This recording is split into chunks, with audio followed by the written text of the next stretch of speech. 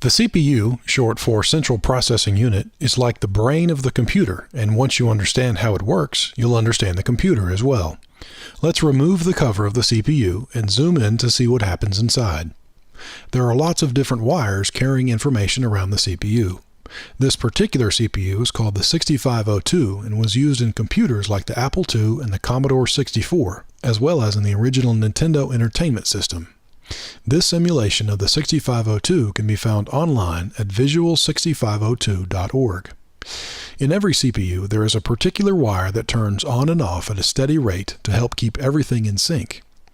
That wire is called the clock, and the clock in this simulation is turning on about twice a second. Modern CPUs are measured in gigahertz, giga meaning billion and hertz meaning times per second. So the clock in modern CPUs turns on several billion times per second. That speed is what allows CPUs to do very complicated things very quickly. However, what the CPU does during each clock tick is actually very simple and something we'll look at more in this video. For now, we'll zoom back out and put the cover back on. The CPU in your computer might be manufactured by a company like Intel or AMD, but the type of CPU we're going to look at today is called the Scott CPU. The Scott CPU doesn't actually exist except as a design in a book called But How Do It Know by John Scott. The design of the Scott CPU is copyrighted and is being used in this video with John's permission. The book is available at buthowdoitknow.com. This is a great book that goes through each of the components in the CPU very slowly, without using a lot of overly technical jargon. If you've been looking for a book that explains how a computer works, I would highly recommend this one. So let's flip the CPU over and look underneath. You'll see a lot of pins sticking out that allow the CPU to take in information and send it back out. The CPU fits into what's known as the motherboard. The motherboard allows all the components in the computer to connect to each other. So we'll flip the CPU back over and plug it into the motherboard. On the right of the motherboard is a place for something called RAM. RAM is short for Random Access Memory, and it just contains all the data that is being processed by the CPU. Let's learn a little bit more about RAM by looking at how the CPU and RAM interact. For now, we'll remove the wires on the left and move the motherboard over to make room for the RAM chip. RAM consists of a list of addresses, and at each of those addresses is a piece of data. The CPU normally requests and processes each piece of data from RAM in order, one after the other. However, if the CPU is instructed to pull data out of order, it can do so. That is why it's called Random Access Memory. The data can be accessed randomly if it needs to be, although normally it's accessed in order. When the computer first starts running a program, it sends an address to RAM to begin retrieving that program. The RAM address just consists of a series of ones and zeros representing on and off wires. RAM doesn't do anything with that address though until the CPU also turns on the set or the enable wire. If the enable wire is turned on, RAM automatically sends whatever piece of data is at that address back to the CPU. That data is then processed by the CPU accordingly. Once the CPU is finished processing that piece of data, it then sends another address to RAM, turns on the enable wire, and gets the next piece of data from RAM. This process happens over and over again inside the computer. If the CPU needs to save data to RAM, it outputs an address, outputs some data, and then turns on the set wire. The RAM will then overwrite the data at that address with the new data. But what is that data inside RAM? Because it just looks like a bunch of ones and zeros. Well, it's made up of different things. Some of the most important pieces of data in RAM are the instructions. Instructions just tell the CPU to do different things. There are also numbers inside that data. These are numbers that you might want to add together, compare, or simply process in some way. Another thing, and this is kind of weird, that is in the data is addresses. At particular memory addresses in RAM, the data itself is also an address. These addresses can be used for various things. For instance, if you want to output a number to an external device, you have to know the address of that particular device. Do you want to send data to the printer, or do you want to send it to the monitor, for instance? There are also letters stored in RAM. If you want to show some text on the screen, you would actually store it as a bunch of ones and zeros in RAM. Each letter is stored as a particular combination of ones and zeros according to a character code. These character codes are arbitrary. Someone just decided that this is a lowercase a and this is an uppercase G, for instance. So that's what's actually in the data inside RAM. Now let's go back to seeing the data as just a bunch of ones and zeros. And we'll now move the RAM chip into the RAM socket on the motherboard. We'll then group the RAM addresses and data together, pull the CPU out of the motherboard, and look at what's called the instruction set of the CPU. As we saw earlier, some of the pieces of data in RAM are instructions, and each CPU has its own set of instructions that it understands. So there might be a load instruction, which loads a number from RAM into the CPU. After a couple of these load instructions, there might be an add instruction that adds these two numbers together. After an add instruction might be a store instruction, which saves the result of that addition back out to RAM to be used later on. There might also be a compare instruction after some load instructions, which compares two numbers together to see which one is larger or if they are the same. The compare instruction can be very useful when used in conjunction with what's called a jump if instruction.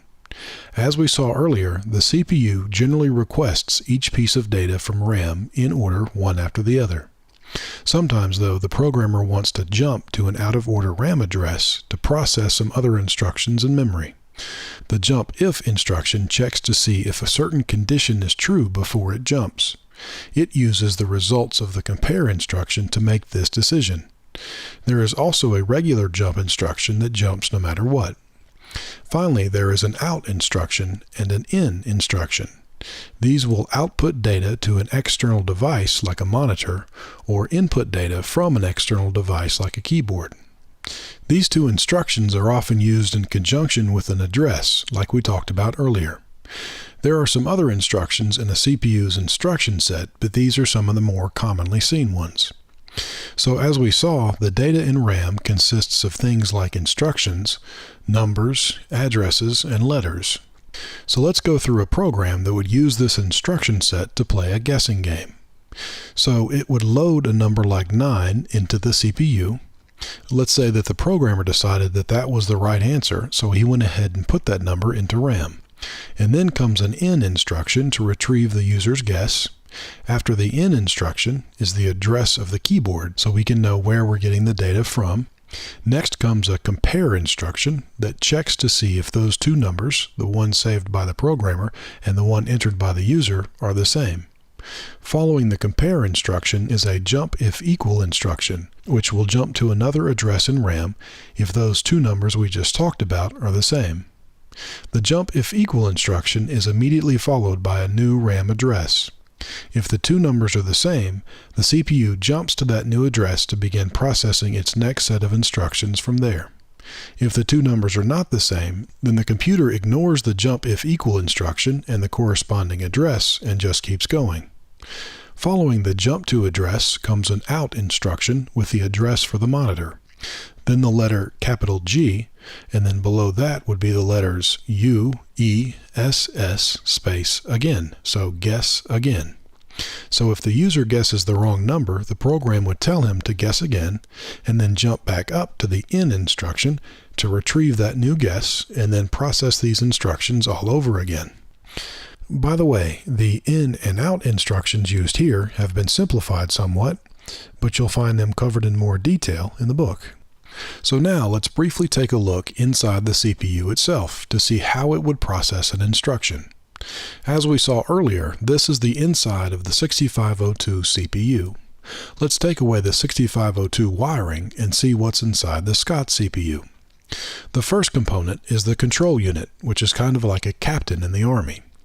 It receives its orders from RAM in the form of an instruction, and then breaks that instruction down into specific commands for the other components. One of the most important components under the command of the control unit is the Arithmetic Logic Unit, or ALU for short. The ALU is what performs all the mathematical operations inside the CPU, such as addition, subtraction, or even comparison like we saw earlier. The Arithmetic Logic Unit has two inputs. We'll label them Input A and Input B, and assume they are two numbers from some previous load instructions. Now we might want to add those two numbers together. The control unit receives that instruction from RAM and then tells the ALU what type of operation to perform. The ALU performs the operation and then outputs the answer. Sometimes, though, depending upon the type of instruction, the output from the ALU can actually be ignored. For instance, if you have a compare instruction, the ALU doesn't need to output an answer. Instead, it just needs to tell the control unit how the two numbers compare to each other. For this, the ALU uses what are called flags, and they help the control unit decide what to do when it receives the next instruction, like jump if, which we'll see later. For now, though, let's say that we are working with an instruction that does produce an output. Where does that output actually go? Well, the 8 wires coming out of the ALU would actually run to what is called a register. A register is a very simple component whose only job is to store a number temporarily. Registers act just like RAM, except they are inside the CPU, making them faster and more useful for storing a number temporarily while an instruction is being processed. When the ALU sends the output to the register, it won't actually be saved until the control unit turns on the register's set wire. The set wire is just like the one we saw earlier for RAM. When the set wire is turned on, the register saves whatever number is on its input wires. Once we have the output saved in the register, though, how do we get it back out? Well, when we are ready to move a number out of the register, we need another control wire called the enable wire that also runs from the control unit to the register. As soon as the control unit turns the enable wire on, the register will output whatever number is saved inside. The output wires of the register then connect to what is called the CPU bus. A bus, as we saw earlier on the motherboard, is simply a group of wires that connect multiple components inside a computer. On the bus are some other registers with their own set and enable wires. These may have numbers from previous instructions already saved inside. So the control unit will then turn on the set wire of the particular register that it wants to save that number to, and that number will be saved in that register. Afterward, the control unit will then turn off the enable wire from the first register and clear the bus. The 4 registers at the top are just used for storing numbers between operations, so they have output wires that go directly back onto the bus. So now we have moved a number from one register to another just by turning some wires on and off. That's the advantage of the bus, easily moving numbers between components. The disadvantage of the bus is that you can only have one number on it at a time. Because of this limitation, the arithmetic logic unit uses a temporary register for input B. When the control unit is processing an instruction involving the ALU, it will move one of the inputs to the temporary register. The temporary register has no need for an enable wire since it only outputs to the ALU and doesn't conflict with any other registers. The other input to the ALU comes directly from the bus. The control unit will enable another register, and that number will become input A to the ALU. That number stays on the bus until the ALU is finished processing the instruction. And so now there are 2 inputs to the ALU, and we're ready for the ALU to perform an operation. As we saw earlier, the control unit knows what operation to tell the ALU to perform because of the instruction it receives from RAM. The instruction itself is in another register called the instruction register. By the way, the input wires from the bus won't affect this register since the instruction was already saved in a previous step. This register, like the temporary register, also has no need for an enable wire since it just outputs to the control unit. Based upon this instruction, the control unit then tells the ALU what type of operation to perform. So let's say the instruction we're processing is a compare instruction. With the compare instruction, we're not interested in the number that is output by the ALU. We only want to know how the 2 inputs compare to each other. For that, we use the flags that we talked about earlier.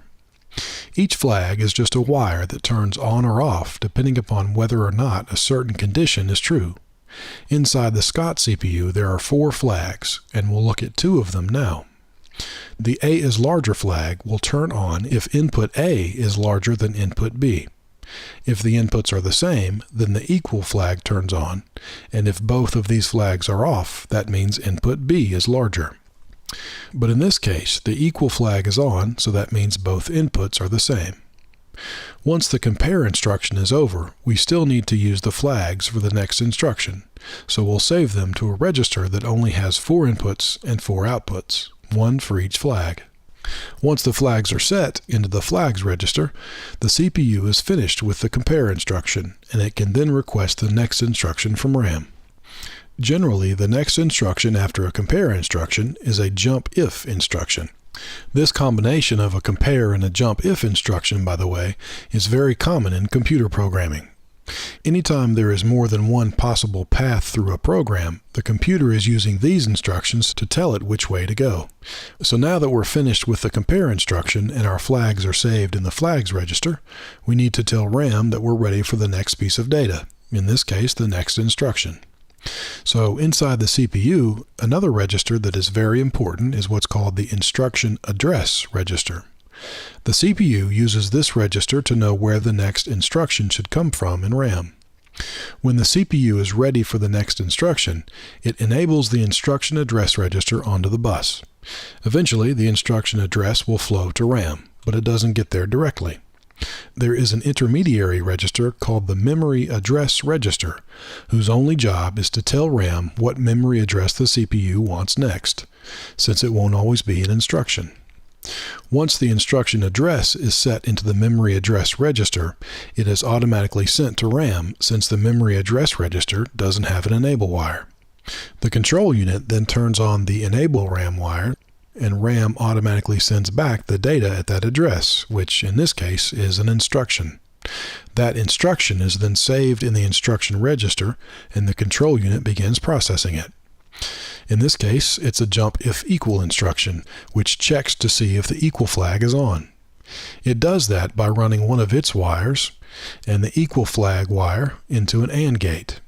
If both inputs to the AND gate are on, then the output wire turns on as well. This output wire will then trigger the jump. That jump eventually retrieves the next piece of data from RAM, which happens to be an address, and move it into the instruction address register. When the jump if equal instruction is over, the CPU then processes the instruction at that new address. At that new address may be some instructions that output the text "you guessed correctly" onto the screen, because now we know that the user guessed correctly. So we'll add the final 4 wires to our CPU, which are used to control the external devices like the monitor and the keyboard. We now have a nearly complete picture of what the SCOT CPU looks like. Data moves around inside the CPU using the bus and is stored in each register according to how that data is going to be used. Each instruction that we have seen can be processed by the SCOT CPU in about 6 clock ticks. Modern CPUs can process multiple instructions per clock tick, meaning that the computer you're using to watch this video is likely processing tens or even hundreds of billions of instructions per second. That phenomenal speed is accomplished by using more than one of each component and making sure that all the components are active as much as possible. This makes modern CPUs much more complicated than the SCOT CPU, but they are still fundamentally doing the same things as the SCOT CPU. So now let's zoom back out and we can see all the wires that run back out to the pins on the chip. On the right are the set RAM and enable RAM wires. On the top are the RAM address wires. On the bottom are the data wires that run to both RAM and the external devices. And on the left are the input-output control wires. So let's zoom back out to see the rest of the chip, and we'll put the cover back on the CPU and put it back in the motherboard. Using the ports on the left, we can now plug in the cables that connect our monitor and our keyboard. Each of these ports has an address, and that port address is what the CPU uses with an in or an out instruction. That port address, by the way, is sent using the data bus, since the address bus in this computer is only used for RAM. So we'll zoom out to see how the motherboard fits inside the computer case. In the computer case is the last component we'll look at, which is the hard drive. As soon as the power to the computer is turned off, all the data in RAM is lost, so you have to have a way to store it more permanently. For that, we use a hard drive. Inside the hard drive is a spinning disk covered in tiny magnets with a small metal arm floating above it. The arm moves around to the different parts of the disk where different data can be stored and retrieved. The disk and the arm generally move very, very quickly, but nowhere near as fast as the CPU can process data. For this reason, all the data from the hard drive must first be moved to RAM before it can be processed. So we'll put the hard drive back inside the computer and zoom out. Here we can see the program we just ran and the message telling the user that he guessed correctly. So now you've seen the very basics of how a computer processes information. You'll find much more about the Scott CPU and the book at the website buthowdoitknow.com. Also, there are a few small differences between the book and the video, but those shouldn't detract from your understanding of either. You can find a list of these differences in the video description. Thanks for watching.